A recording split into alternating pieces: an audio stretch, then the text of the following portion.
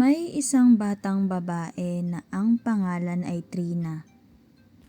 Maganda, matalino at maraming laruan. Pero masama ang kanyang ugali. Madalas siyang sumigaw kapag hindi nasusunod ang gusto niya. Ayaw niyang magpahiram ng gamit at lagi niyang sinasabi, "Sa akin lang to." Kapag may kaklase siyang nagkamali, tinatawanan niya ito. Isang araw, may bagong estudyante sa klase nila. Tahimik at mabait ito.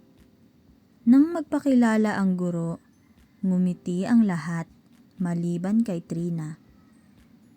"Ang baduy naman ng bag mo," bulong ni Trina sa bagong kaklase.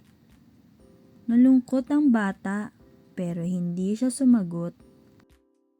Pag-uwi ni Trina, nadatnan niya sa kwarto ang isang kakaibang salamin. May nakasulat, "Salamin ng tunay na ugali." Tumingin siya rito at nagulat. Hindi niya nakita ang kanyang magandang muka. Sa halip, nakita niya ang isang batang nakasimangot, madilim ang paligid, at nag-iisa. "Bakit ako ganyan?" Biglang nagsalita ang salamin.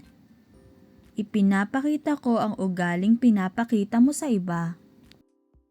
Kinabukasan, napansin ni Trina na walang gustong makipaglaro sa kanya.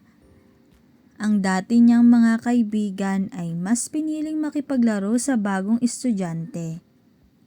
Doon niya naalala ang nakita niya sa salamin.